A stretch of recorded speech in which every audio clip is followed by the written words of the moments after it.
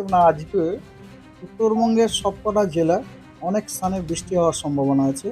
এবং দক্ষিণবঙ্গের জেলাগুলি পূর্ব দিকের যে জেলাগুলি আছে অর্থাৎ মুর্শিদাবাদ, নদিয়া, ২ চব্বিশ পরগনা, হুগলি, হাওড়া, কলকাতা, পূর্ব মেদিনীপুর, পশ্চিম মেদিনীপুর, এই জেলাগুলির কিছু কিছু জায়গায় বৃষ্টি হওয়ার সম্ভাবনা রয়েছে এবং বাকি জেলাগুলিতে দু এক জায়গায় বিক্ষিপ্তভাবে হালকা বৃষ্টি হওয়ার সম্ভাবনা রয়েছে।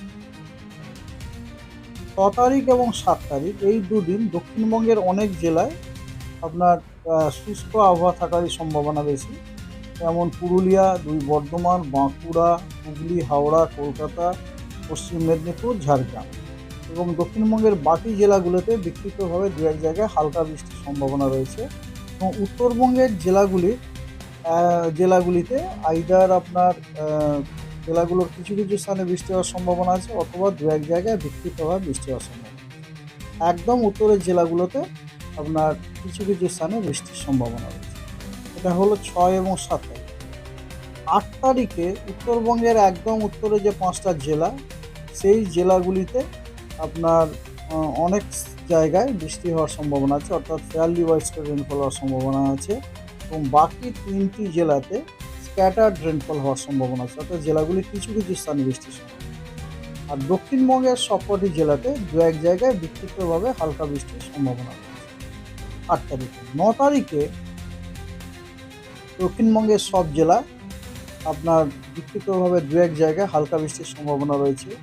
উত্তরবঙ্গেরও উত্তর দিনাজপুর, দক্ষিণ দিনাজপুর, মালদা ওই 3 জায়গাতে বিক্ষিপ্তভাবে দু এক জায়গায় হালকা বৃষ্টির সম্ভাবনা রয়েছে এবং উত্তরবঙ্গের বাকি 5 জেলাতে কিছু কিছু জায়গায় বৃষ্টির সম্ভাবনা রয়েছে 9 তারিখে।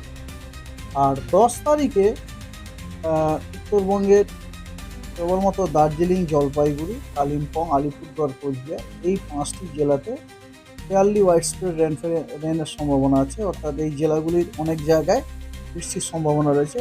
আর বাকি সমস্ত জেলা ইনক্লুডিং দক্ষিণবঙ্গের সব জেলায় দু এক জায়গায় বিক্ষিপ্তভাবে হালকা বৃষ্টির সম্ভাবনা রয়েছে। এবারে আসা যাক ওয়ার্নিংয়ে।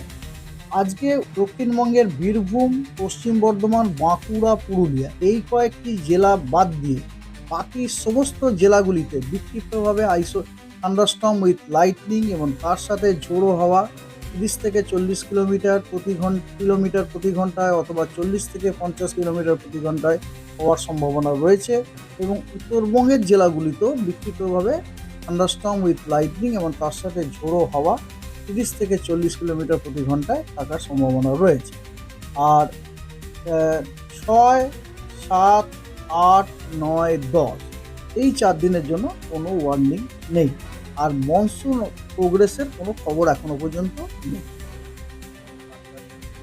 তাপমাত্রার পরিবর্তন, তাপমাত্রা উত্তরবঙ্গের তাপমাত্রা কোনো পরিবর্তন হয়, কারণ উত্তরবঙ্গে তো প্রতিদিনই বৃষ্টিপাত আছে।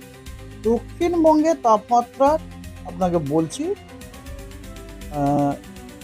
দক্ষিণবঙ্গের তাপমাত্রা আপনার যেহেতু এই কালকে বৃষ্টিটা হয়ে গেল প্রায় সব জায়গাতেই এবং আজকেও অনেক জায়গাতে হওয়ার কথা আছে, তো আবার তাপমাত্রা একটু কমে যাওয়ার সম্ভাবনা 2 থেকে 3 ডিগ্রি এবং এটা কিন্তু দুদিন কমে যাওয়ার সম্ভাবনা আছে এবং তারপরে কিন্তু আবার বেড়ে যাওয়ার সম্ভাবনা আছে 3 থেকে 4 ডিগ্রি। কারণ আপনাদের আমি বললাম না যে প্রথম 3 দিন এই থান্ডারস্টর্ম, লাইটনিং এগুলো হচ্ছে, তারপরে আর কিন্তু কোনো থান্ডারস্টর্ম, লাইটনিং কিছু হচ্ছে না।